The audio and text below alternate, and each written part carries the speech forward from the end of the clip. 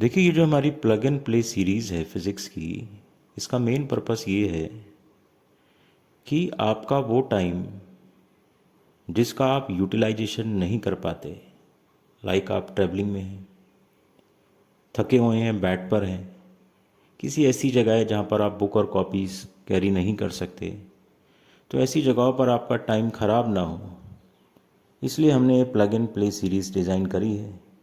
इसमें आप audio on कीजिए, हेडफोन, ईयरफोन प्लग कीजिए ईयर्स में और इसको सुनना शुरू कर दीजिए। इसको सुनने से ही आपको फिज़िक्स के काफ़ी कंसेप्ट क्लियर होंगे। इसको डिज़ाइन भी सीक्वेंस में किया गया है। इसमें टॉपिक्स का अरेंजमेंट रैंडमली नहीं है, जो एक प्रॉपर सीक्वेंस है। हमने उसी सीक्वेंस में टॉपिक्स को डिज़ाइन किया है, strictly according to CBSE syllabus से 2023-24। और साथ में इस बात का भी ध्यान रखा है कि आपका कोई भी टॉपिक छूटने ना पाए। इससे आपको एक एडवांटेज ये मिलेगा, चूँकि प्लग एंड प्ले काफ़ी इजी होता है, तो आप एक ही टॉपिक का, एक ही चैप्टर का कई बार रिवीजन कर सकते हैं। जब आप बार बार इसे सुनेंगे, आपके मल्टीपल रिवीजन्स होंगे और मल्टीपल रिवीजन्स होने से धीरे धीरे कंसेप्ट आपके दिमाग में सेटल होते चले जाएंगे। चलिए लेसन स्टार्ट करते हैं। इससे पहले थोड़ा सा आपको ब्रीफिंग दे दें कि जो आपकी NCERT क्लास 12th फिज़िक्स है, ये फिज़िक्स के 4 ब्रांचेस में डील करती है। पहली ब्रांच है study of electron, that is electricity. दूसरी ब्रांच है study of light, that is optics. तीसरी ब्रांच है न्यूक्लियर फिज़िक्स और चौथी ब्रांच है इलेक्ट्रॉनिक्स, या फिर आप ऐसे बोलिए सेमीकंडक्टर। तो हम अभी फर्स्ट ब्रांच में डील करेंगे। फर्स्ट ब्रांच है study of charge. Charge 3 states में एग्जिस्ट कर सकता है: charge at rest, charge in motion और चार्ज इन ऑसिलेशन।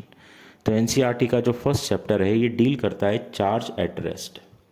और फिज़िक्स की वो ब्रांच जो स्टडी करती है चार्ज को रेस्ट पर, उसको हम बोलते हैं इलेक्ट्रोस्टैटिक्स। इलेक्ट्रो मीन्स इलेक्ट्रॉन और स्टैटिक्स मीन रुका हुआ।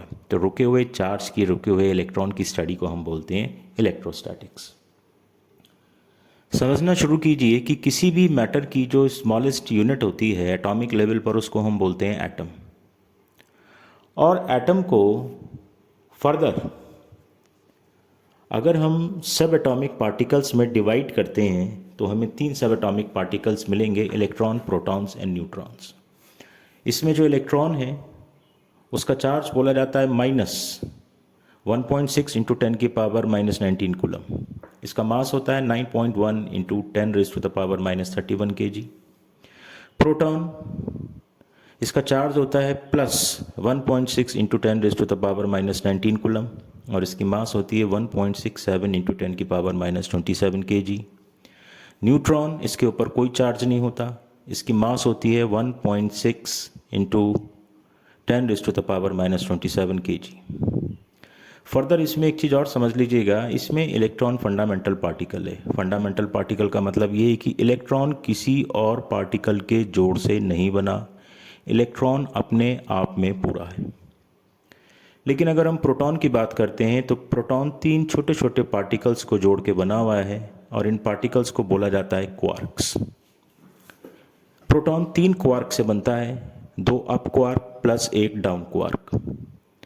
एक अप क्वार्क पे चार्ज होता है +2/3 इलेक्ट्रॉन और एक डाउन क्वार्क पे चार्ज होता है -1/3 इलेक्ट्रॉन। अगर आप इनको जोड़ेंगे then you will get +1 E। So यहाँ से कंक्लूड होता है कि प्रोटॉन के ऊपर चार्ज होता है 1 E of plus, that is 1.6 into 10 raise to the power -19 coulomb. इसी तरह से न्यूट्रॉन भी 3 छोटे छोटे पार्टिकल्स को जोड़ के बनता है और ये 3 पार्टिकल्स होते हैं क्वार्क। इसमें 2 डाउन क्वार्क होते हैं, एक अप क्वार्क होता है। अभी जैसे बताया कि एक डाउन क्वार्क पे चार्ज होता है -1/3 इलेक्ट्रॉन और एक अप क्वार्क पे चार्ज होता है +2/3 इलेक्ट्रॉन।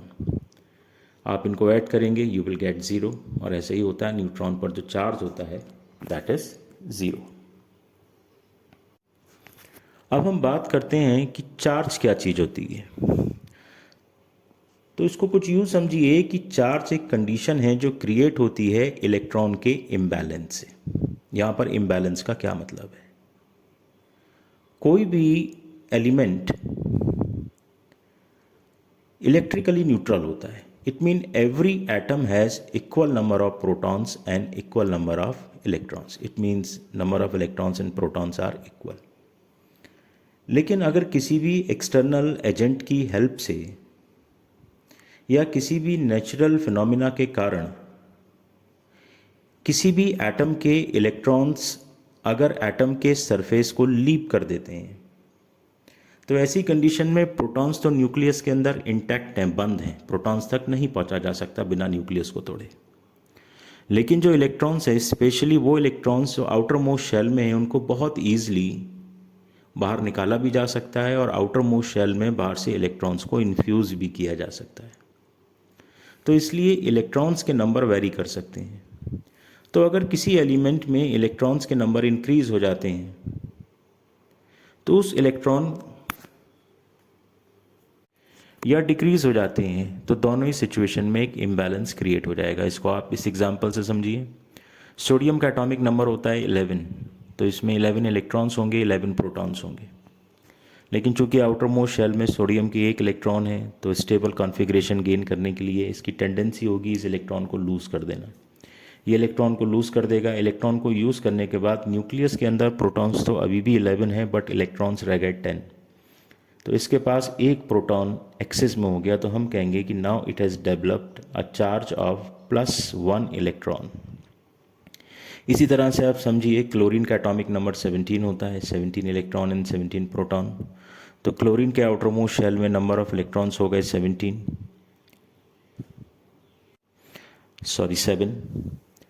तो इसके पास टेंडेंसी होगी अपना ऑक्टेव कंप्लीट करने के लिए कि एक इलेक्ट्रॉन को गेन कर ले। तो ये एक इलेक्ट्रॉन को गेन कर लेगा।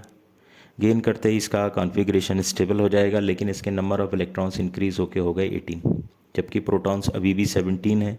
तो इसके पास एक इलेक्ट्रॉन एक्सेस में हो गया as compare to original number of electron. तो इन दोनों ही कंडीशन में इम्बैलेंस क्रिएट हो गया। सोडियम के केस में इम्बैलेंस क्रिएट हुआ क्योंकि एक इलेक्ट्रॉन कम हो गया as compare to number of proton, और क्लोरीन के केस में इम्बैलेंस क्रिएट हुआ क्योंकि एक इलेक्ट्रॉन एक्स्ट्रा आ गया as compare to number of proton. तो इसलिए डेफिनेशन लिखी जाती है, एफिशिएंसी और deficiency of electron is called charge. अगर किसी एलिमेंट में नंबर ऑफ इलेक्ट्रॉन्स इंक्रीज हो जाते हैं तो वो एलिमेंट आयोनिक स्टेट में आ जाएगा, नेगेटिव चार्ज एक्वायर कर लेगा। और अगर किसी एलिमेंट में नंबर ऑफ इलेक्ट्रॉन्स डिक्रीज हो जाते हैं तो वो एलिमेंट पॉजिटिव चार्ज एक्वायर कर लेगा और पॉजिटिव आयोनिक स्टेट में आ जाएगा। अब हम चार्ज की प्रॉपर्टीज़ की बात करेंगे। This is next heading, properties of charge. तो चार्ज की पहली प्रॉपर्टी होती है same charge repel each other and opposite charge attract each other. दो सिमिलर चार्जेस होंगे, plus and plus will repel and minus will repel.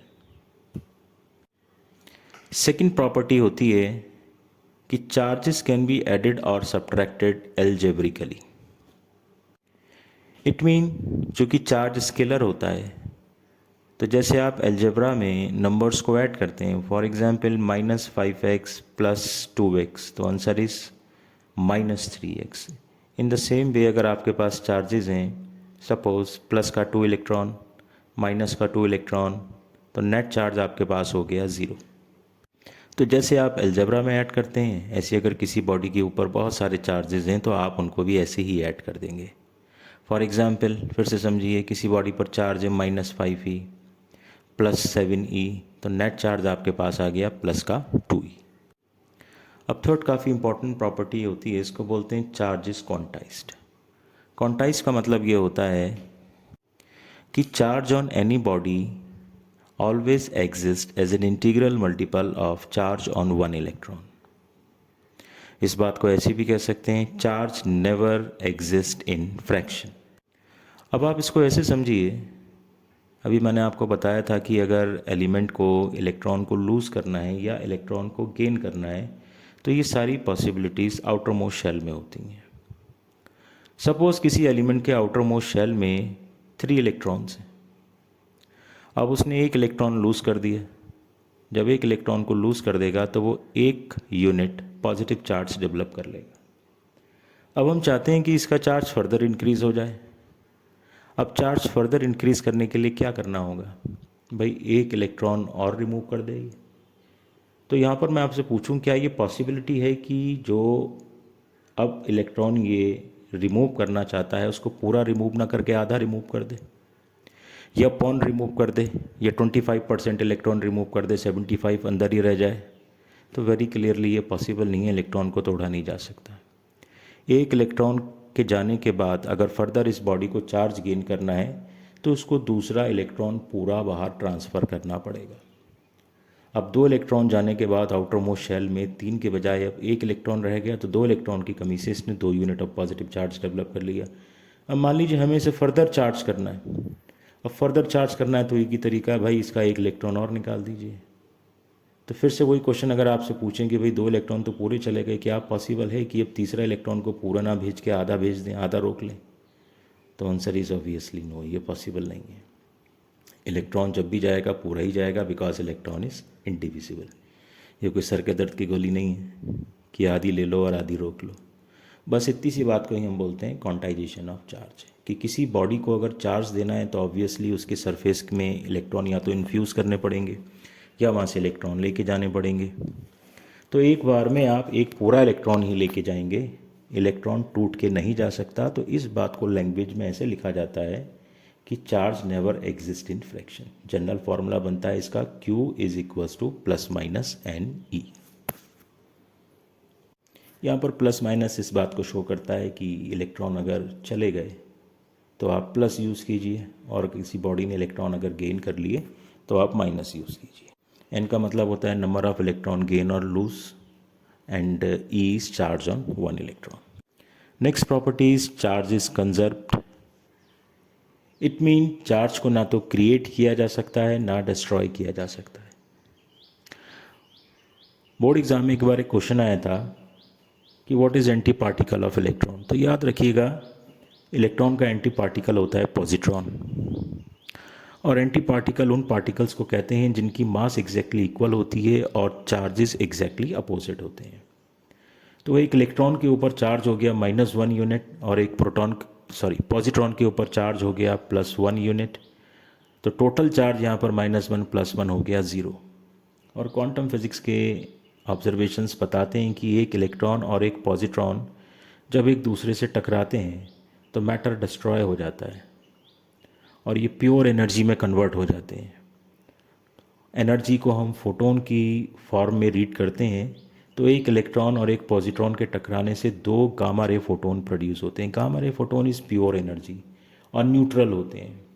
तो इस event से पहले हमारे पास टोटल चार्ज था +1 -1 इज इक्वल्स टू 0, और इस इवेंट के बाद हमारे पास टोटल चार्ज कितना है, दैट इज़ अगेन 0। तो चार्ज इज कंजर्व्ड। चार्ज ना अपने आप बढ़ सकता है ना कम हो सकता है। एक एग्जाम्पल और ले सकते हैं, that is pair production. Pair production में ऑब्जर्वेशंस हैं क्वांटम फिजिक्स में कि एक गामा रे फोटोन अपने आप को प्रोड्यूस कर लेता है कई बार एक इलेक्ट्रॉन और एक पॉजिट्रॉन की फॉर्म में, यानी कि 1 gamma ray photon gives 1 electron and positron. तो गामा रे फोटोन के ऊपर नेट चार्ज कितना हो गया, दैट इज़ ऑलवेज 0। और इस इवेंट के होने के बाद गामा रे के अंदर से एक पॉजिट्रॉन और एक इलेक्ट्रॉन निकलने के बाद अगर हम इनके चार्जेस को रीड करें तो +1 -1 देन इट इज़ अगेन 0। तो इवेंट से पहले भी नेट चार्ज 0 था और इवेंट के बाद भी नेट चार्ज 0 है। इसको बोलते हैं charge is always conserved. Next topic आता है मेथड ऑफ चार्जिंग, कि चार्जिंग कैसे करेंगे। भाई ये तो हमें समझ में आ गया कि चार्ज का मतलब होता है इम्बैलेंस ऑफ इलेक्ट्रॉन। ना क्वेश्चन कम्स कि इम्बैलेंस आप कैसे प्रोड्यूस करेंगे। तो इस इम्बैलेंस को प्रोड्यूस करने के हमारे पास 3 तरीके होते हैं। पहला तरीका कहलाता है चार्जिंग बाय फ्रिक्शन, दूसरा तरीका कहलाता है चार्जिंग बाय इंडक्शन, तीसरा तरीका कहलाता है चार्जिंग बाय कंडक्शन। तो हम पहले तरीके की बात करते हैं, that is charging by friction. Charging by friction को समझने से पहले आप कुछ एक बातें पहले ही समझ लीजिए ताकि टॉपिक आराम से समझ में आ जाए। केमिस्ट्री में एक टर्म होती है आयोनाइजेशन एनर्जी। आयोनाइजेशन एनर्जी का मतलब होता है the minimum amount of energy required to remove electron from outermost shell of given atom. किसी भी इलेक्ट्रॉन को आउटर मोस्ट शेल से रिमूव करने के लिए जो कम से कम आपको एनर्जी देनी पड़ेगी, उस एनर्जी को हम बोलते हैं आयोनाइजेशन एनर्जी। फिजिक्स में इसी आयोनाइजेशन एनर्जी को हम वर्क फंक्शन भी बोलते हैं। तो work function is that minimum amount of energy which is required or which is to be given to electrons so that it can be easily removed from the surface or balance shell of a given atom. तो कम से कम कितनी energy का खर्चा करना पड़ेगा कि electron atom के outer most shell को छोड़ दे, तो उसको हम बोलेंगे वर्क फंक्शन। ये तो एक बात हुई। दूसरी बात ये समझिए कि अगर आपको इलेक्ट्रॉन को किसी एटम के शेल में से रिमूव करना है तो उसके हमारे पास 4 तरीके होते हैं। पहले तरीके को हम बोलते हैं थर्मल इमिशन। इसमें आप इलेक्ट्रॉन को हीट सप्लाई करते हैं, उस हीट एनर्जी को एब्जॉर्ब करके इलेक्ट्रॉन इतना एनर्जी गेन कर लेता है कि वो न्यूक्लियस के अट्रैक्शन फोर्स को ओवरकम करके ईजिली बैलेंस शेल के बाहर आ जाता है। दूसरा तरीका होता है फील्ड इमिशन। आप एटम को एक ऐसी जगह रखते हैं जहाँ पर बहुत इंटेंस, बहुत स्ट्रॉन्ग इलेक्ट्रिक फील्ड होता है। भाई इलेक्ट्रिक फील्ड के 2 किनारे होते हैं, प्लस और माइनस। तो जो प्लस वाली साइड होती है वो इलेक्ट्रॉन को अट्रैक्ट करती है और ये इलेक्ट्रिक फील्ड इतना स्ट्रांग होता है कि इसकी इलेक्ट्रोस्टैटिक फोर्स से इलेक्ट्रॉन पुल होकर बैलेंस शेल के बाहर आ जाता है। तीसरा तरीका कहलाता है सेकेंडरी इमिशन। सेकेंडरी इमिशन में हम कोई एटॉमिक पार्टिकल लेते हैं, जैसे न्यूट्रॉन हो गया, और इसको एक गन से फायर किया जाता है। और जैसे किसी मेज के किनारे पर एक बॉल रखी हो और एक बॉल आपके हाथ में हो, तो आप अपनी हाथ वाली बॉल को निशाना लगा के जैसे ही उस मेज वाली बॉल पे मारेंगे तो मेज वाली बॉल उसकी टक्कर से मेज से नीचे गिर जाएगी। इसी तरह से ये जो फास्ट मूविंग एटॉमिक पार्टिकल्स होते हैं, जैसे न्यूट्रॉन, एटॉमिक, सब एटॉमिक पार्टिकल्स, जैसे ही बैलेंस शेल के इलेक्ट्रॉन से टकराते हैं तो उसको पुश करके बाहर फेंक देते हैं, अपनी काइनेटिक एनर्जी उसको सप्लाई करके खुद भी बाहर आ जाते हैं, उसे भी बाहर ले आते हैं। ये इमिशन हमारा कहलाता है सेकेंडरी इमिशन। और लास्ट इमिशन होता है हमारा फोटो इमिशन। एटम को हम लाइट की प्रेजेंस में रखते हैं, ऐसी लाइट जिसके पास काफ़ी एनर्जी है। ऑब्वियसली इस विजिबल लाइट में ये पॉसिबल नहीं है, थोड़ा इससे हाई फ्रिक्वेंसी लाइट होनी चाहिए, लाइक अल्ट्रावायलेट। तो एटम के बैलेंस शेल के इलेक्ट्रॉन लाइट की एनर्जी को गेन करते हैं और उस एनर्जी को गेन करके बैलेंस शेल के बाहर आ जाते हैं। अब चार्जिंग बाय फ्रिक्शन में हम जिस मेथड का इस्तेमाल करेंगे दैट इज़ थर्मल इमिशन। इसमें क्या होता है, 2 हमारे पास सब्सटेंस हैं जिनके वर्क फंक्शन डिफरेंट है। इन दोनों को हम रब करेंगे तो ऑन अकाउंट ऑफ फ्रिक्शन इनके अंदर हीट जनरेट होगी। उस हीट को दोनों ही सब्सटेंसेस के, यानी कि दोनों ही तरीके के एटम्स अपने अंदर रिसीव करेंगे और जिस एटम का वर्क फंक्शन कम होगा उसका इलेक्ट्रॉन पहले इमिट हो जाएगा। तो जिस सब्सटेंस, जिस बॉडी का इलेक्ट्रॉन इमिट हो गया वो बॉडी पॉजिटिव चार्ज गेन कर लेगी। और चूंकि दोनों बॉडीज़ कांटेक्ट में हैं तो फर्स्ट बॉडी से जो इलेक्ट्रॉन इमिट होगा वो सेकंड बॉडी के पास आ जाएगा। तो चूंकि सेकंड बॉडी के पास इलेक्ट्रॉन आ गया तो सेकंड बॉडी नेगेटिवली चार्ज हो जाएगी। तो इसमें कुछ एक बातें याद रखिएगा। जैसे पहली बात तो आप ये याद रखना कि चार्जिंग बाय फ्रिक्शन में कंप्लीट ट्रांसफ़र ऑफ इलेक्ट्रॉन होता है। It is not like sharing कि भाई ये इलेक्ट्रॉन तेरा भी है और मेरा भी है, जैसे कोवेलेंट बॉन्ड में होता है। There is a complete transfer. Electron एक बॉडी को लीव करके दूसरी बॉडी पे चला जाएगा, पहली बात। दूसरी बात इसमें ये भी याद रखिएगा कि दोनों बॉडीज़ के ऊपर चार्ज के मैग्नीट्यूड डिफरेंट होते हैं, अमाउंट इक्वल होते हैं। अगर फर्स्ट बॉडी से 2 इलेक्ट्रॉन लीव करते हैं तो फर्स्ट बॉडी पर 2 यूनिट का नेगेटिव चार्ज आएगा, और चूंकि ये 2 इलेक्ट्रॉन सेकंड बॉडी पर पहुंच गए तो सेकंड बॉडी पर 2 यूनिट का पॉजिटिव चार्ज आ जाएगा। तीसरा बात इसमें ये याद रखिएगा कि जिस बॉडी ने नेगेटिव चार्ज गेन किया, ऑब्वियसली उसने इलेक्ट्रॉन्स को गेन किया है, तभी उसके ऊपर नेगेटिव चार्ज आया है। और एक इलेक्ट्रॉन की मास होती है 9.1 10⁻³ kg। तो चूंकि इसके पास 2 इलेक्ट्रॉन्स आ गए तो इसका मास इंक्रीज हो जाएगा किस फैक्टर से, 2 × 9.1 × 10⁻³ kg। तो कंक्लूजन हमारे पास ये है कि जो बॉडी निगेटिवली चार्ज होती है उसका मास इंक्रीज हो जाता है, और जो बॉडी पॉजिटिवली चार्ज होती है चूँकि उसने इलेक्ट्रॉन को लूज़ कर दिया तो उसका मास डिक्रीज हो जाता है। नेक्स्ट मेथड है हमारे पास charging by induction and charging by conduction. तो इसके लिए थोड़ा सा आपको एक चीज़ और समझा दें, ये भी आपका एनसीईआरटी में इमीडिएट इसी से लगा हुआ हेडिंग है, कंडक्टर्स एंड इंसुलेटर्स। तो बात को बहुत गहराई से भी समझाया जा सकता है, लेकिन हमें इस बात का ध्यान रखना है कि हमारी क्लास क्या है, हमसे कितना कंटेंट स्कूल में पूछा जाएगा, एग्ज़ाम में पूछा जाएगा, तो उसी हिसाब से हम जो है टॉपिक की डेप्थ में जाना शुरू करेंगे। तो बहुत ज़्यादा डेप्थ में जाके भी हमें अभी कुछ हासिल नहीं हो रहा, और बहुत ज़्यादा सरफिशियल पढ़ के भी कोई फ़ायदा नहीं होता। तो अभी आप सिर्फ इतना समझें कि कंडक्टर्स की प्रॉपर्टी होती है they allow the flow of charge through them. तो अगर आप किसी कंडक्टर के ऊपर चार्ज को पोर करते हैं, एनी हाउ आप उस बॉडी को अगर चार्ज देते हैं, कंडक्टर को चार्ज देते हैं, तो चूंकि कंडक्टर में चार्ज फ्लो कर सकता है, तो कंडक्टर के भले ही आप एक कोने पर चार्ज दीजिए, एक पॉइंट, एक कन्फाइंड स्पेस में चार्ज दीजिए, लेकिन आपके चार्ज देने के बाद वो चार्ज अपने आप ही यूनिफॉर्मली पूरे कंडक्टर के ऊपर स्प्रेड हो जाएगा। और दूसरी बात ये समझिए कि अगर कंडक्टर ना हो के हमारे पास इंसुलेटर हो, और अगर आप किसी इंसुलेटर के ऊपर चार्ज पोर करते हैं, तो जिस एरिया के ऊपर आपने चार्ज को पोर किया वो चार्ज उसी एरिया के ऊपर पड़ा रहेगा, वहाँ से अपने आप स्प्रेड नहीं होता। ये एक बेसिक डिफरेंस है कंडक्टर और इंसुलेटर के बीच में। तो अब हम समझते हैं चार्जिंग बाय इंडक्शन क्या होता है। इसके लिए हम दो कंडक्टर्स लेंगे। पहला कंडक्टर जिसको हमने पहले से ही चार्ज कर रखा है, सपोज़ हमने उस कंडक्टर को पहले से पॉजिटिवली चार्ज कर रखा है और इस चार्ज कंडक्टर को बोला जाएगा पेरेंट्स बॉडी। और एक दूसरा कंडक्टर हमने लिया जो न्यूट्रल है और इस कंडक्टर को हम बोलेंगे डॉटर बॉडी।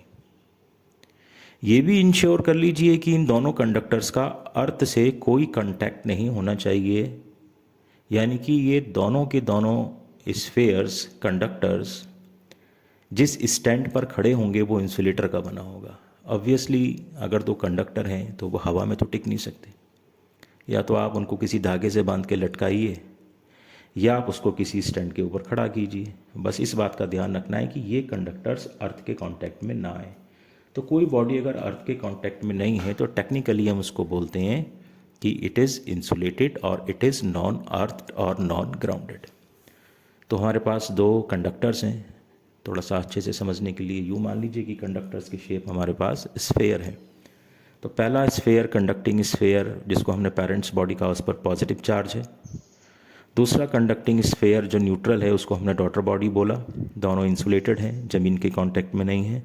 हम दोनों को जैसे ही पास लेके जाएंगे, टच नहीं करना है, याद रखिए, जैसे ही हम पास लेके जाएंगे, when they are very close और नियर टू ईच अदर, तो न्यूट्रल बॉडी के अंदर जो इलेक्ट्रॉन्स हैं, ये इलेक्ट्रॉन्स अट्रैक्ट हो जाएंगे और ये पॉजिटिव, जहाँ पर पेरेंट बॉडी है पॉजिटिव, ये पॉजिटिव साइड आके कलेक्ट होने लगेंगे।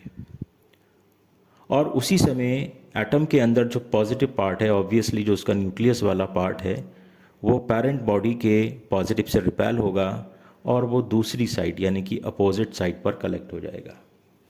इसमें थोड़ा सा आपको ये बता दें कि जब हम ये कहते हैं कि एक तरफ पॉजिटिव चार्ज कलेक्ट हो गया और एक तरफ नेगेटिव चार्ज कलेक्ट हो गया, तो इसका मतलब ये होता है कि जब आप न्यूट्रल बॉडी को चार्ज बॉडी के क्लोज लेके जाते हैं, तो चार्ज्ड बॉडी का जो इलेक्ट्रोस्टैटिक फोर्स है उससे न्यूट्रल बॉडी के अंदर जो एटम्स हैं उनके ऑर्बिट्स मैनिपुलेट हो जाते हैं, ऑर्बिट्स इलोंगेट हो जाते हैं, थोड़े लंबे हो जाते हैं। तो इलेक्ट्रॉन खिंच के पॉजिटिव साइड आ जाता है और न्यूक्लियस धक्का खा के अदर साइड चला जाता है। तो भाई अब अगर आप इसको देखें तो इसमें तीन बातें समझ में आती हैं। पहली बात तो ये समझ में आती है कि यहाँ पर आपने बॉडी को फिजिकली टच नहीं किया, they are not in contact, पहली बात। दूसरी बात ये समझ में आती है कि न्यूट्रल बॉडी यानी कि जो डॉटर बॉडी है, it is partially charged, half positive and half negative. और तीसरी बात ये समझ में आती है कि डॉटर बॉडी की चार्जिंग तो हो गई, लेकिन पेरेंट बॉडी ने अपना चार्ज लूज़ नहीं किया, parent body as it is charged है। So these are three characteristics of charging by induction. अच्छा, अब बात पूछिए कि भाई ये नेगेटिव चार्ज जो है डॉटर बॉडी का, वो पॉजिटिव स्फीयर के क्लोज क्यों आया? तो ऑब्वियसली इनके बीच में अट्रैक्शन है। ये नेगेटिव, ये इलेक्ट्रॉन्स जो हैं इस पॉजिटिव स्फीयर पे जाना चाहते हैं लेकिन इनको रास्ता नहीं मिल रहा। जैसे ट्रेन बिना ट्रैक के नहीं चल सकती, वैसे चार्ज भी बिना कंडक्टर्स के नहीं चल सकते अगर उनका अमाउंट कम है। ज़्यादा अमाउंट हो तो ये हवा में भी चल सकते हैं, लेकिन एक एक्सेप्शन है तो इसकी बात नहीं कर रहे।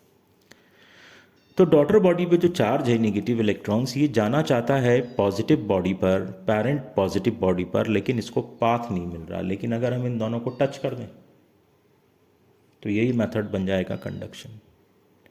ये जितने भी इलेक्ट्रॉन जो डॉटर बॉडी में कलेक्ट हुए थे टूवर्ड्स पेरेंट बॉडी साइड, ये सब पेरेंट बॉडी के अंदर इन्फ्यूज़ हो जाएंगे, चले जाएंगे। पेरेंट बॉडी पर पॉजिटिव चार्ज था, एक पॉजिटिव को एक नेगेटिव मिलेगा, न्यूट्रल हो जाएगा। पेरेंट बॉडी पूरी न्यूट्रल हो गई और डॉटर बॉडी के पास क्या बचेगा? Only positive.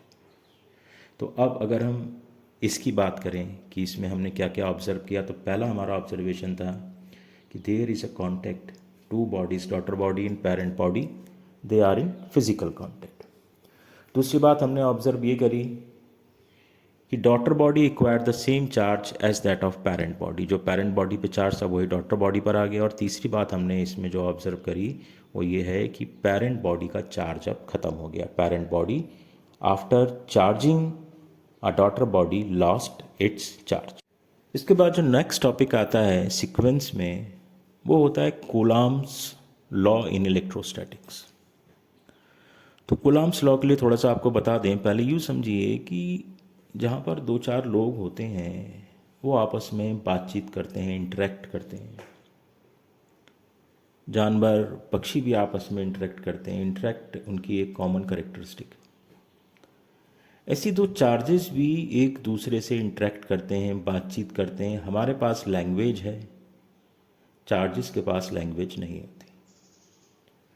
चार्जेस का इंटरेक्शन दो ही तरीके से हो सकता है, या तो दो चार्जेस, आसानी के लिए अभी हम एक ऐसा सिस्टम समझ लेते हैं जिसमें सिर्फ दो चार्जेस है। यहाँ पर एक चीज़ आपको और बता दें कि बुक में लिखा होता है system of two charges, system of three charges. अगर सिंगल चार्ज है we will simply call it a charge, लेकिन दो या अगर दो से ज़्यादा चार्ज कहीं पर एग्जिस्ट करते हैं तो हम उसको बोलेंगे सिस्टम ऑफ अ चार्ज। तो मान लीजिए किसी सिस्टम में अगर दो चार्ज हैं तो हमारे पास दो पॉसिबिलिटीज़ हैं इनके इंटरेक्शन की। अगर ये सेम चार्ज हैं जैसा हमने पहली प्रॉपर्टी में पढ़ा था तो they will repel each other, और अगर ये अपोजिट चार्ज हैं तो obviously they will attract each other. मान लीजिए एक चार्ज है ए और दूसरा चार्ज है बी, दोनों चार्ज पॉजिटिव है या दोनों चार्ज नेगेटिव है, दे आर सेम। तो ए बी को धक्का देगा। धक्के का मतलब क्या हो गया? In English we call it push. B क्या करेगा? अरे भाई बी ए को धक्का देगा, तो बी ने ए को पुश किया, तो यहाँ पर हमें एक वर्ड मिला पुश। अब मान लीजिए ए और बी अपोजिट साइन के चार्ज हैं, तो ए बी को पुल करेगा because opposite charges attract each other, खींचेगा, खींचने को हम क्या बोलते हैं? पुल। और बी ए को अपने पास खींचेगा, तो यहाँ पर हमारे पास एक वर्ड आ गया पुल। तो हमें दो पॉसिबिलिटीज़ का पता लगा कि दो चार्जेस या तो पुश करते हैं या पुल करते हैं। ऐसा नहीं हो सकता कि दो चार्जेस कहीं क्लोज रखे हों और उनके बीच में कोई इंटरेक्शन ना हो। और क्लास 8 में, क्लास 9th में, 7th में, सब में आपने एक डेफिनेशन पढ़ी होगी कि पुश और पुल इज कॉल्ड फोर्स। तो हम यहाँ से कंक्लूड कर रहे हैं कि जो चार्जेस होते हैं, चार्जेस के बीच में पुश एंड पुल होता है, this push and pull is called force, और इसी फोर्स को हम बोलते हैं कूलॉम्स फोर्स। इसके ऊपर एक्सपेरिमेंट किए थे कूलॉम्स ने, और कूलॉम्स ने कुछ ऑब्जर्व किया। उसने ऑब्जर्व किया कि अगर हमारे पास दो चार्जेस हैं, चार्जेस को हम रिप्रेजेंट करते हैं क्यू साइन से। अब कैपिटल क्यू लें, स्मॉल क्यू लें, आपकी मर्जी है। मान लीजिए एक चार्ज है Q1, एक चार्ज है Q2, और उनके बीच में सेपरेशन है R। तो कूलम्स ने ऑब्जर्व किया कि इन दोनों के बीच में जो फोर्स होगी, अच्छा चूंकि ये फोर्स इलेक्ट्रॉन्स से रिलेटेड है, इलेक्ट्रॉन्स और प्रोटॉन्स के बीच में है, तो इसलिए हम इसको बोलते हैं इलेक्ट्रोफोर्स। अच्छा दूसरा, ये उन चार्जेस में डील कर रही है जो चार्जेस रुके हुए हैं, दे आर स्टेशनरी, तो इसको हम बोलेंगे इलेक्ट्रोस्टैटिक फोर्स। तो कूलम्स की जो ये फोर्स है इसको बोलेंगे हम इलेक्ट्रोस्टैटिक फोर्स। कूलम्स का लॉ मैग्नेटिज्म के लिए भी होता है, जो आप चैप्टर 4 और 5 में पढ़ेंगे। तो यहाँ पर हम डील कर रहे हैं कूलम्स लॉ इन इलेक्ट्रोस्टैटिक्स। तो कूलम्स ने कहा कि दो चार्जेस के बीच में जो ये इलेक्ट्रोस्टैटिक फोर्स होती है, ये फोर्स इन दोनों चार्जेस के प्रोडक्ट के डायरेक्टली प्रोपोर्शनल है। यानी कि जितना ज़्यादा प्रोडक्ट होगा, यानी कि Q1 और Q2 की वैल्यू जितनी ज़्यादा होगी, ये फोर्स उतनी ही ज़्यादा होगी। और ये जो फोर्स है इनके बीच के सेपरेशन के स्क्वायर के इन्वर्सली प्रोपोर्शनल है। It means F is directly proportional to Q1 Q2 and F is inversely proportional to R square. और जब इन दोनों बातों को एक साथ लिखा जाएगा तो F is proportional to Q1 Q2 upon R square. अब जब इस प्रोपोर्शनैलिटी के साइन को रिमूव करेंगे तो यहाँ पर एक कांस्टेंट लगाते हैं स्मॉल के, और स्मॉल के की वैल्यू लिखी जाती है 1/4 पाई एप्सिलॉन नॉट। थोड़ा सा इस वर्ड पे गौर कीजिएगा क्योंकि मैंने बच्चों को सुना है, बच्चे कहते हैं एप्सिलम ई साइलेंट, तो इसका प्रॉपर नेम आप समझ लीजिए, दिस इज एप्सिलॉन, EPSILON। जैसे हमारी ABCD होती है, ये ग्रीक्स लोगों की ABCD है, कोई सिंबल है उनका, इसको बोलते हैं एप्सिलॉन, और नीचे जो ज़ीरो लगा हुआ है इसको बोलते हैं नॉट। तो ये जो स्मॉल के है, इस स्मॉल के की वैल्यू हो गई 1/4 पाई एप्सिलॉन नॉट, और ये कांस्टेंट न्यूमेरिकली इक्वल होता है 9 × 10⁹, और इसका यूनिट होता है न्यूटन मीटर स्क्वायर पर कूलम स्क्वायर। तो जब स्मॉल के की जगह हम इस कांस्टेंट को पुट कर देंगे तो ये फॉर्मूला हमारे पास हो जाएगा F is equals to 1/4 pi epsilon not Q1 Q2 over R square. अब यहाँ पर जो ये टर्म हमारे पास आई है एप्सिलॉन नॉट, इस टर्म को हम बोलते हैं एब्सोल्यूट इलेक्ट्रिकल परमिटिविटी। एब्सोल्यूट का मतलब होता है 100%, इलेक्ट्रिकल का मतलब होता है डीलिंग विथ चार्ज, और परमिटिविटी का क्या मतलब होता है।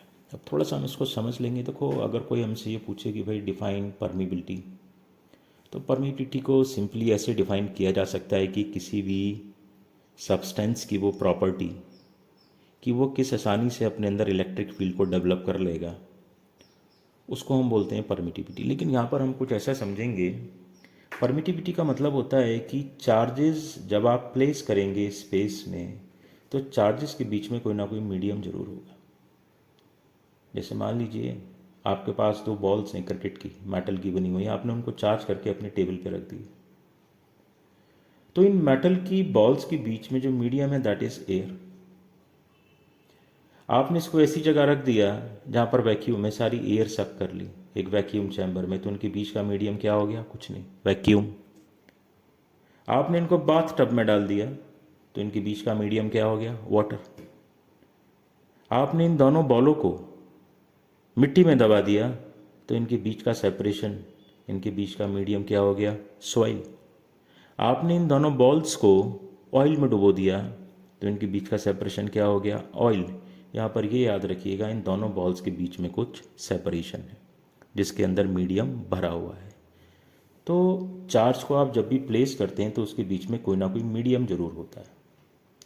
तो अगर ये मीडियम वैक्यूम है या एयर है तो चार्ज 1 जो इलेक्ट्रोस्टैटिक फोर्स चार्ज 2 पर भेजेगा वो 100% रिसीव हो जाएगी चार्ज 2 को, उसके अंदर कोई भी डेप्रिसिएशन नहीं होगा। अगर ऐसा होता है तो हम कहेंगे कि इस मीडियम की इलेक्ट्रिकल परमिटिविटी है एब्सोल्यूट। और चूंकि एब्सोल्यूट इलेक्ट्रिकल परमिटिविटी हमें 2 ही चीज़ों में मिलती है, वैक्यूम या एयर में, तो इसके लिए हमने एक स्पेशल सिंबल बना दिया दैट इज़ एप्सिलॉन नॉट। लेकिन अगर इसके अलावा कोई और मीडियम है तो चार्ज 1 जब चार्ज 2 पर अपना इलेक्ट्रोस्टैटिक फोर्स भेजेगा तो मीडियम उसके कुछ पार्ट को अपने अंदर एब्जॉर्ब कर लेगा, या ऐसे कहिए कि मीडियम उस फोर्स को डेप्रिशिएट कर देगा। तो जो फोर्स चार्ज ए के सरफेस को लीव करेगी वो चार्ज 2 पर 100% रिसीव नहीं हो सकती, उसकी स्ट्रेंथ कुछ कम हो जाएगी। तो यहाँ पर अब ये एब्सोल्यूट नहीं रही, एब्सोल्यूट का मतलब होता है 100%। अब कुछ कम हो गई तो इसलिए अब हम इसको सिर्फ एप्सिलॉन बोलेंगे और नीचे लगा देंगे सबस्क्रिप्ट में m, यानी कि इस मीडियम की इलेक्ट्रिकल परमिटिविटी। जैसे कि एग्जांपल से आपको समझाएं, 2 चार्जेस को अगर आप वाटर में प्लेस करेंगे तो वाटर का इलेक्ट्रिकल परमिटिविटी काफ़ी लो होता है।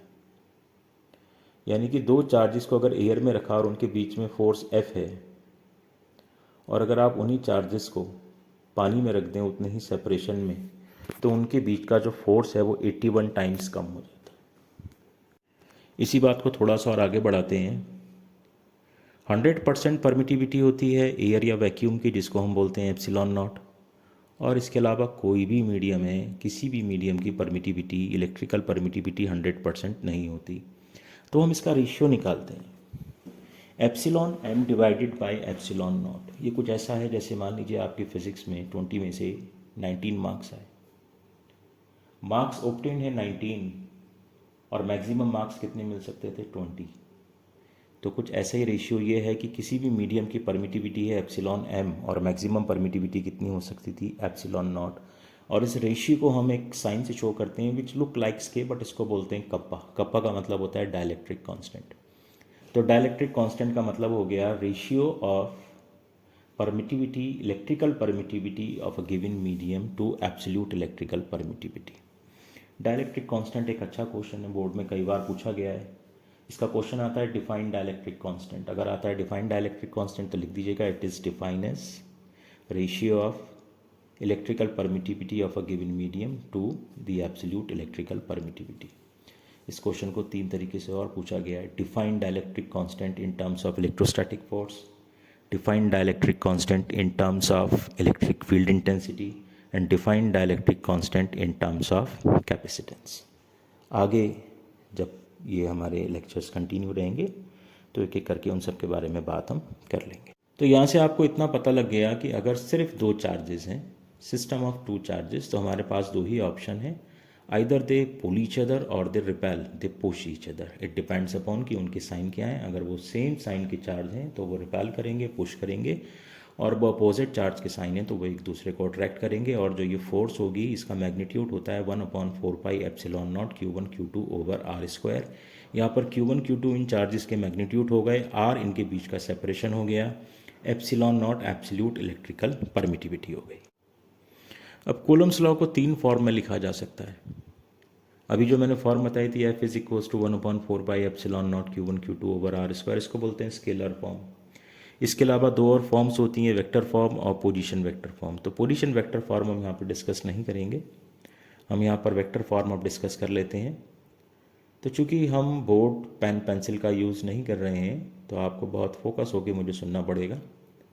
फोकस का मतलब ये होता है कि आपका दिमाग कहीं और न सोच के सिर्फ मेरी इस आवाज़ को सुन रहा हो। तो थोड़ा सा फोकस कीजिए, इमेजिनेशन का सहारा लीजिए।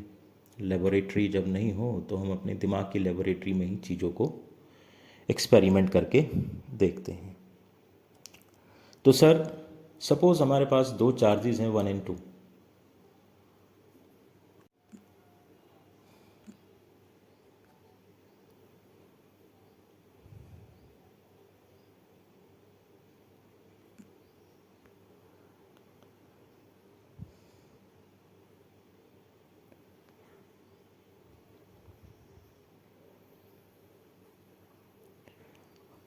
How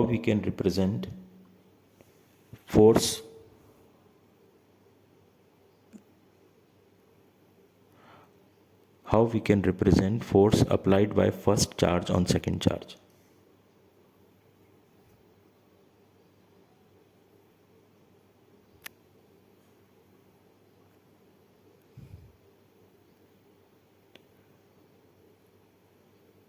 How we can represent force applied by second charge on first charge.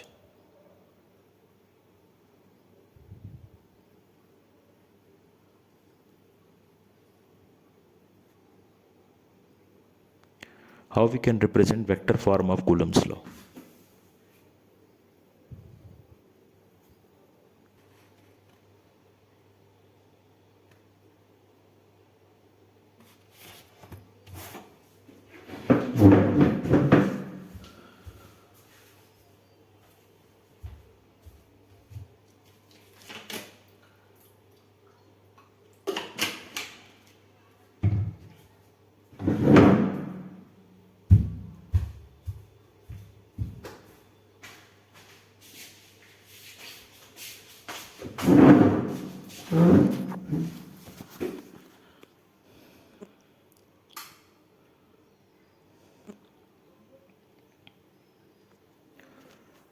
तो आपने सपोज़ किया कि आपके लेफ़्ट हैंड में चार्ज है Q1, राइट हैंड में चार्ज है Q2, बीच में सेपरेशन है R, और अगर आप लिखते हैं F12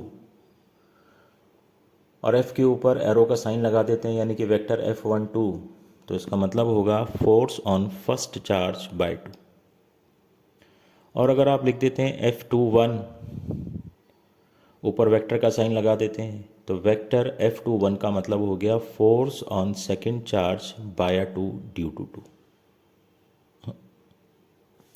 इसको ऐसे देखेंगे, अगर आप लिखते हैं वेक्टर F21 तो इसका मतलब हो गया force on second charge bye 1। अब फोर्स का फॉर्मूला तो वही है 1/4πε0 Q1 Q2 upon R square. तो यहाँ पर एक काम आप कर सकते हैं, क्योंकि आप वेक्टर फॉर्म में डील कर रहे हैं, दो चार्जेस हैं आपके Q1 और Q2, तो डिस्टेंस में R में आप लिख दीजिए R12। यहाँ पर आपके पास चॉइस है R12 लिखें या R21 लिखें, इससे कोई फ़र्क नहीं पड़ता, क्योंकि बीच का जो डिस्टेंस है ये स्केलर है। अब यहाँ पर एक चीज़ एडिशनल आती है जो स्केलर फॉर्म में हम नहीं लिखते, वो कंसेप्ट आता है यूनिट वेक्टर का। यूनिट वेक्टर्स वो होते हैं जो डायरेक्शन बताते हैं। तो अभी जैसे मैंने आपसे कहा कि आप लिखते हैं F12, तो F12 का मतलब हो गया in vector form, vector F12 represents force on first charge due to second charge. अब जरा सा इमेजिन करके देखिए कि आपके लेफ्ट हैंड में या आपकी लेफ्ट साइड में एक चार्ज रखा हुआ है Q1, और आपके राइट हैंड में या राइट हैंड साइड पर एक चार्ज रखा हुआ है Q2, और आप निकालना चाह रहे हैं F12 force on first charge due to 2, और दोनों चार्जेस सेम साइन के हैं, तो 2 क्या करेगा, सेम साइन है ना, तो 2 पुश करेगा 1 को, यानी कि जो 2 में से फोर्स निकलेगी वो 1 को धक्का देगी, तो जो फोर्स निकलेगी वो चलेगी 2 से 1 की तरफ। तो यहाँ पर आप यूनिट वेक्टर जब लिखेंगे तो आप उसको ऐसे लिखेंगे R, ऊपर कैप का साइन लगाएंगे और डायरेक्शन आप शो करेंगे 2 से 1। तो पूरा एक्सप्रेशन आपका आएगा vector F12 is equals to 1/4πε0 Q1 Q2 upon R12 का square into unit vector R21। तो यहाँ पर दो ही चीज़ें गौर करने के लिए होती हैं, उनको फिर से रिपीट करते हैं, बहुत ज़्यादा रिपीटेशन से इरिटेशन भी होता है, तो ज़्यादा इरिटेट ना हो, एक बार और समझ लें। अगर आप बोलते हैं F12, तो F12 का मतलब हो गया force on first charge due to 2, और 2 चूँकि फर्स्ट चार्ज को पुश करेगा तो फोर्स का डायरेक्शन होगा 2 से 1 की तरफ। तो राइट हैंड साइड पर एक्सप्रेशन में आप ये चीज़ मल्टीप्लाई में लिखेंगे डायरेक्शन को इंडिकेट करने के लिए कि यूनिट वेक्टर R, और नीचे लिखा जाएगा 2 से 1। अब इसी तरीके से आप दूसरा को सोच लीजिए। अगर आप बोलते हैं F21 तो इसका मतलब हो गया electrostatic force on 2 due to first charge. तो फोर्स कैसे लिखेंगे आप, vector F21 is equals to 1/4πε0 Q1 Q2 upon R12 का स्क्वायर। अभी जो नीचे डिस्टेंस वाला है ना, इसको R12 लिखो 21 लिखो, उससे कोई फ़र्क नहीं पड़ेगा, ये डिस्टेंस है। अब सबसे इंपॉर्टेंट चीज़ है इसमें यूनिट वेक्टर क्या लगाओगे, 2 के ऊपर बाय 1। अरे जब 2 ने 1 को धक्का दे दिया तो 1 छोड़ देगा, 1 भी 2 को धक्का देगा, तो फोर्स कैसे चलेगी, अब 1 से निकल के जाएगी 2 को धक्का देने के लिए, तो डायरेक्शन होगा 1 से 2। तो यहाँ पर यूनिट वेक्टर लिखा जाएगा यूनिट वेक्टर 1 से 2, और इस फॉर्म को हम बोलते हैं वेक्टर फॉर्म। अगर इसका हम एक जनरल फॉर्म बनाएं तो इसको ऐसे लिखा जाता है vector F is equals to 1/4πε0 Q1 Q2 upon R square into unit vector R। गला भी बैठ गया भाई, बड़ी जल्दी बैठ गया। Q1 Q2 upon R square into unit vector R। अब वो डिपेंड करता है कि आपके पास चार्जेस 1 2 हैं, 2 3 हैं, AB हैं, CD हैं। अब वो जैसे भी हों वो आप R के संग उनकी वैल्यू पुट कर सकते हैं। अच्छा चलो एक आखिरी बार ट्राई कर लेते हैं। मान लीजिए हमारे लेफ्ट हैंड की तरफ चार्ज है A और हमारे राइट हैंड की तरफ चार्ज है B, इनके बीच में सेपरेशन है R। अब हमें इसको वेक्टर फॉर्म में लिखना है। हमसे पूछा गया है FAB वेक्टर, इसका क्या मतलब हो गया, फोर्स ऑन A चार्ज, किसके कारण, ड्यू टू B। तो इसको कैसे लिखा जाएगा, 1/4πε0 QA/QB अपॉन RAB का स्क्वायर। मैंने कहा था AB लिखो BA लिखो, यहाँ पर कोई फ़र्क नहीं पड़ेगा, डिस्टेंस स्केलर होता है। मेन चीज़ इज़ कि आप यूनिट वेक्टर को कैसे शो करोगे, तो यहाँ पर यूनिट वेक्टर कैसे लिखा जाएगा, आपने बोला FAB, force on A due to B, तो बी क्या करेगा, अगर दोनों चार्जेस सेम साइन के हैं, बी पुश करेगा अपने से दूर, तो फोर्स का डायरेक्शन क्या होगा, बी से ए। तो आप इसको कैसे लिखोगे, unit vector R B A. So this is vector form of Coulomb's law. अब हम नेक्स्ट टॉपिक पे आएंगे जल्दी से। ये हमारा कहलाता है limitation of Coulomb's law. Obviously limitation का मतलब हो गया कहाँ कहाँ पर कूलम्स लॉ काम नहीं करेगा। तो सबसे पहला लिमिटेशन होता है इसका, it is applicable to point charges only. तो यहाँ पर मैं तुम्हें समझा दूँ पॉइंट चार्जेस क्या होते हैं। याद रखिएगा हमारे पास दो बॉडीज़ हैं जो चार्ज्ड हैं। अभी सपोज कर लीजिए कि उन दोनों बॉडीज़ का जो रेडियस है वो स्मॉल आर है। दोनों आइडेंटिकल बॉडीज़ हैं। पहली बॉडी स्फीयर के शेप में, उसका रेडियस स्मॉल आर है, और दूसरी बॉडी भी स्फीयर के शेप में, उसका रेडियस भी स्मॉल आर है, और उनके बीच में सेपरेशन है कैपिटल आर। तो अगर स्मॉल आर बहुत बहुत छोटा है, very very small as compared to capital R, तो इस कंडीशन को हम क्या बोलेंगे कि ये चार्जेस जो हैं ये हमारे क्या हैं, पॉइंट चार्ज। इसको आसानी से आप कुछ ऐसे समझ लीजिए कि चार्ज्ड बॉडी का जो रेडियस है, या चार्ज्ड बॉडी का जो लेंथ है, या जो चार्ज्ड बॉडी का स्प्रेड है, जो उसका फैलाव है, वो दो चार्ज्ड बॉडीज़ के बीच के डिस्टेंस से अगर बहुत कम है तो इसको हम बोलते हैं, ऐसे चार्जेस को हम बोलते हैं पॉइंट चार्ज। यहाँ पे कंफ्यूज ना हो, चार्ज इंडिपेंडेंटली एग्जिस्ट नहीं करता है। चार्ज हमेशा किसी ना किसी बॉडी के ऊपर कंटेंट होगा, किसी सरफेस के ऊपर कंटेंट होगा। तो यहाँ पर जो मैं कहता हूँ कि चार्ज का स्प्रेड, तो इसका मतलब ये है कि बॉडी की ज्योमेट्री क्या है।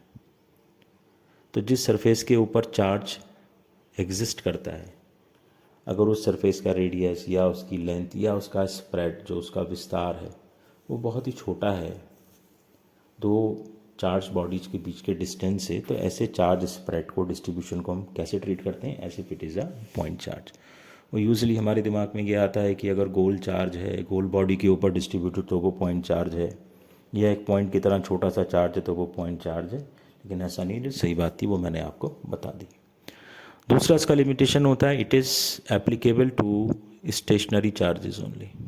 अगर दो चार्ज रेस्ट में हैं तभी उनके बीच में कूलम्स लॉ का कैलकुलेशन हो सकता है। अच्छा, एक पॉसिबिलिटी और है, अगर वो मूव कर रहे हैं तो वो कांस्टेंट वेलोसिटी से मूव करें, क्योंकि दो चार्जेस अगर कांस्टेंट वेलोसिटी से मूव करते हैं तब भी उनके बीच का सेपरेशन चेंज नहीं होगा। तो इसमें मेन लिमिटेशन हमारे पास ये आ गई कि Coulomb's law is not applicable on accelerated charges, यानी कि चार्ज या तो स्टेशनरी हो, अगर चल रहा है तो यूनिफॉर्म वेलोसिटी से चले। तो इन दोनों ही कंडीशन में आप उन दो चार्जेस के ऊपर कूलम्स लॉ अप्लाई कर सकते हैं। लेकिन अगर चार्ज एक्सेलरेट कर रहा है तो कूलम्स लॉ अप्लाई नहीं हो सकता। और तीसरा इसका लिमिटेशन होता है कि कूलम्स फोर्स एग्जिस्ट नहीं करती अगर दो चार्जेस के बीच का डिस्टेंस 10⁻⁻15 मीटर है। और इसका रीज़न ये होता है कि 10⁻⁻15 मीटर जो होता है, this is a distance of order of size of nucleus. इस डिस्टेंस पर न्यूक्लियर फोर्सेस बहुत स्ट्रांग होती हैं और डोमिनेट कर जाती हैं इलेक्ट्रोस्टैटिक फोर्स पर। जैसे आप न्यूक्लियस की बात करें तो न्यूक्लियस के अंदर प्रोटॉन्स होते हैं, सारे प्रोटॉन्स पॉजिटिवली चार्ज हैं, एक दूसरे को रिपेल करेंगे, एक दूसरे के साथ टिक ही नहीं सकते, लेकिन न्यूक्लियस के अंदर फिर भी वो एक साथ टिके रहते हैं। तो उसकी वजह ये है कि ये सारी फंडामेंटल फोर्सेस हैं, हमेशा एग्जिस्ट करती हैं। तो दो प्रोटॉन्स के बीच में न्यूक्लियस के अंदर इलेक्ट्रोस्टैटिक फोर्स भी एग्जिस्ट करेगी, लेकिन इस डिस्टेंस पर 10⁻⁻15 मीटर के डिस्टेंस पर न्यूक्लियर फोर्स भी एग्जिस्ट करती है। इस डिस्टेंस पर जो स्ट्रॉन्ग न्यूक्लियर फोर्सेस हैं, ये फोर्सेस होती हैं अट्रैक्शन की, और ये मैग्नीट्यूड में इतनी ज़्यादा होती हैं कि इलेक्ट्रोस्टैटिक फोर्स इनके आगे नेग्लिजिबल हो जाती है।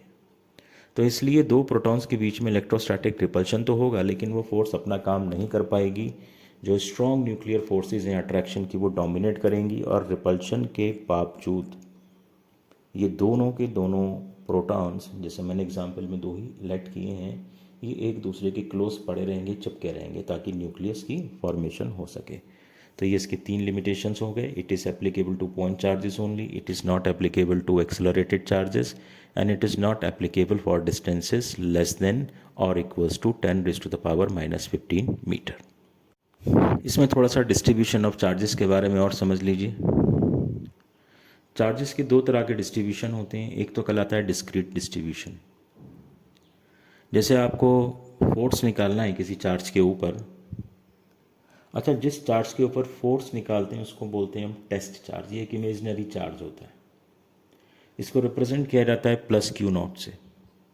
इसका मैग्नीट्यूड होता है +1e, यानी कि साइन हो गया इसका प्लस और इसका चार्ज हो गया 1.6 इंटू 10⁻⁻19 कूलम्स, जिसको हम क्या लिखते हैं 1e. तो किसी टेस्ट चार्ज के ऊपर अगर ग्रुप्स ऑफ चार्जेस फोर्स लगाते हैं, भाई 2 चार्जेस का सिस्टम तो आपने भी डिस्कस किया. अगर 2 से ज़्यादा चार्जेस है तो उसको हम बोलेंगे ग्रुप ऑफ चार्जेस. तो हमें ये भी देखना पड़ेगा कि जो ये ग्रुप ऑफ चार्जेस हैं ये ग्रुप किस तरह से अरेंज्ड है. सपोज़ आपके हाथ में कुछ गेहूं के दाने हैं और आपने चिड़ियों को खिलाने के लिए मुट्ठी भर गेहूं ज़मीन के ऊपर फेंका. तो वो गेहूं के दाने जब ज़मीन पर गिरेंगे तो उनका कोई डेफिनेट ज्योमेट्रिकल पैटर्न नहीं होगा. उनका डिस्ट्रीब्यूशन रैंडमली डिस्ट्रीब्यूटेड होंगे, इर्रेगुलरली डिस्ट्रीब्यूटेड होंगे. तो जब चार्ज स्पेस में इस तरह से डिस्ट्रीब्यूटेड होता है तो इसको हम बोलते हैं डिसकंटिन्यूअस या फिर डिस्क्रीट डिस्ट्रीब्यूशन ऑफ चार्ज. लेकिन चार्ज अगर किसी ज्योमेट्रिकल ऑर्डर में डिस्ट्रीब्यूट है तो इसको बोला जाता है continuous distribution of charge. Suppose अगर चार्ज एक लाइन में अरेंज्ड है तो इसको हम बोलते हैं linear charge distribution. Suppose charge किसी सरफेस के ऊपर स्प्रेड है तो इसको हम बोलते हैं सरफेशियल चार्ज डिस्ट्रीब्यूशन. और सपोज चार्ज किसी ऑब्जेक्ट किसी बॉडी के एंटायर वॉल्यूम में है. जैसे मान लीजिए आपके पास एक कॉटन का बना हुआ एक गोला है और आप उसको पानी में डुबो दें और बाहर निकाल के पूछे कि भाई इसमें पानी कहाँ कहाँ है, तो उसका जवाब होगा पानी हर जगह है, एवरीवेयर.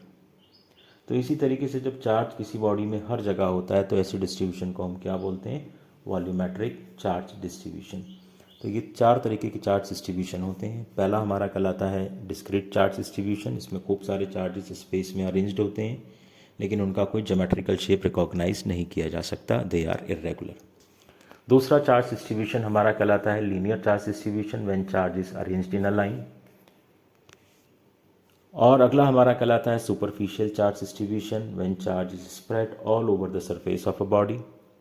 और तीसरा चार्ज डिस्ट्रीब्यूशन हमारा कहलाता है वॉल्यूमेट्रिक चार्ज डिस्ट्रीब्यूशन, जिसमें चार्ज एंटायर वॉल्यूम के अंदर डिस्ट्रीब्यूटेड होता है. और इसमें एक आखिरी चीज़ और समझ लीजिए कि अगर हमारे पास सिस्टम ऑफ 2 चार्जेस हैं तो उसके लिए तो हमने फॉर्मूला अभी देखा था, F is equals to 1/4πε0 Q1 Q2 over R square.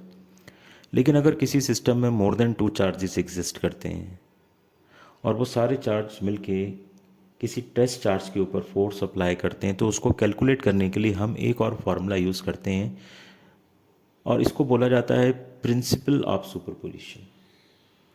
Principal of superposition ये कहता है कि force acting on a test charge due to number of surrounding charges is equals to the vector sum of all individual charges. थोड़ा सा मैं इसको समझाऊं.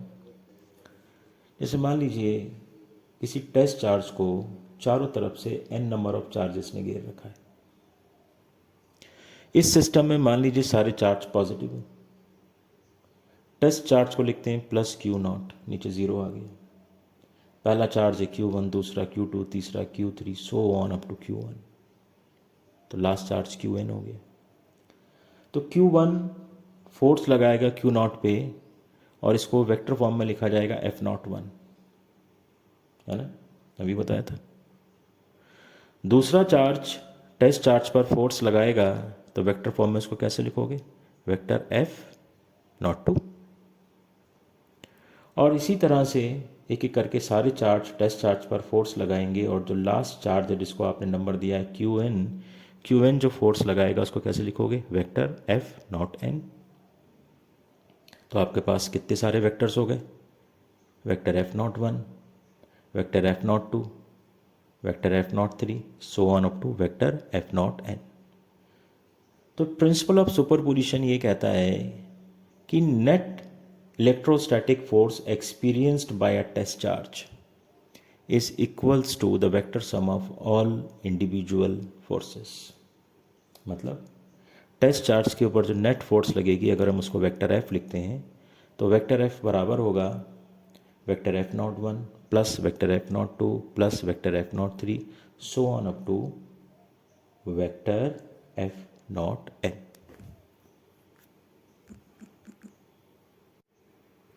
इसमें एक चीज़ आपको और समझ लेनी चाहिए। जैसे मैंने आपसे कहा कि 3 तरीके के चार्ज डिस्ट्रीब्यूशन होते हैं, लीनियर चार्ज डिस्ट्रीब्यूशन, सुपरफिशियल या सरफेशियल चार्ज डिस्ट्रीब्यूशन और वॉल्यूमेट्रिक चार्ज डिस्ट्रीब्यूशन। इसी तरह से इन सारे डिस्ट्रीब्यूशंस की चार्ज डेंसिटीज भी होती हैं। मान लीजिए आपकी स्टडी टेबल है और स्टडी टेबल का जो पैरीमीटर है, जो किनारा है, उस किनारे के ऊपर चार्ज डिस्ट्रीब्यूट हो गया, तो इसको हम बोलेंगे लीनियर चार्ज डिस्ट्रीब्यूशन। इस चार्ज डिस्ट्रीब्यूशन की लेंथ अगर L है और टोटल चार्ज का मैग्नीट्यूड Q है, तो यहाँ पर चार्ज डेंसिटी होगी चार्ज अपॉन लेंथ, और इसको रिप्रेजेंट किया जाता है लैम्डा से।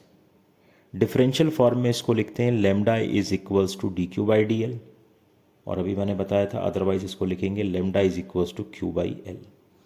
यूनिट हर केस में इसका सेम होगा, that is coulombs per metre. अगर चार्ज किसी सरफेस के ऊपर स्प्रेड है, टोटल चार्ज का अमाउंट Q है और टोटल सरफेस एरिया S है, तो इस केस में चार्ज डेंसिटी को बोला जाएगा सरफेस चार्ज डेंसिटी। इसको सिग्मा से रिप्रेजेंट करेंगे और सिग्मा होगी Q upon S। Differential form में इसको लिखेंगे sigma is equals to D Q upon D S, और इसका यूनिट लिखा जाएगा कूलम्स पर मीटर स्क्वायर। अगर किसी बॉडी के एंटायर वॉल्यूम में चार्ज स्प्रेड है, तो यहाँ पर चार्ज डेंसिटी हम लिखेंगे रो, और रो होगी volume charge per unit volume, और डिफरेंशियल फॉर्म में इसको लिखा जाएगा D Q upon D V, और यूनिट इसका लगेगा कूलम्स पर मीटर क्यूब। तो ये 3 तरीके की चार्ज डेंसिटी हो गई, lambda D Q by D L, sigma surface charge density D Q by D S, और rho volumetric charge density D Q by D V. अच्छा, चूँकि मैं वन शॉट इसमें बोलता ही चला गया, तो हो सकता है, मुझे ऐसा लगता है, मुझे ध्यान आता है कि इसमें 1-2 जगह छोटी छोटी सी चीज़ें हैं जिनको करेक्ट करने की ज़रूरत है। वो मैं अभी इसको एक बार पूरा सुन के जहाँ जहाँ हल्की सी करेक्शन की ज़रूरत होगी वो ऑडियो फाइल मैं इसके साथ लास्ट में अटैच कर दूँगा। तो आई होप अगर आप इसको सुनेंगे डेफिनेटली आपको फ़ायदा मिलेगा। कॉपी पेन और बोर्ड टीचिंग का परफेक्ट सब्स्टिट्यूट तो ऑडियो नहीं हो सकता, लेकिन फिर भी हम इसे काफ़ी हद तक अपने फिज़िक्स के कंसेप्ट क्लियर कर सकते हैं। और सबसे बड़ी बात ये कि इसके संग हम कंफर्टेबल हैं वेरी इजीली। लाइट नहीं आ रही है, कोई बात नहीं, अंधेरे में ईयरफोन लगाइए, कान में सुनते चले जाइए, आपकी फिज़िक्स आपके साथ चल रही है। ट्रैवलिंग कर रहे हैं, पढ़ाई नहीं हो सकती, कोई बात नहीं, कान में ईयरफोन लगाइए, हेडफोन लगाइए, सुनते चले जाइए, आपकी फिज़िक्स आपके साथ चल रही है। कहीं किसी के घर गए हुए हैं, मजबूरी में पढ़ने का मन कर रहा है, कॉपी किताबें कैरी करके नहीं ले गए, कोई बात नहीं, ईयरफोन कान में प्लग कीजिए, सुनते चले जाइए।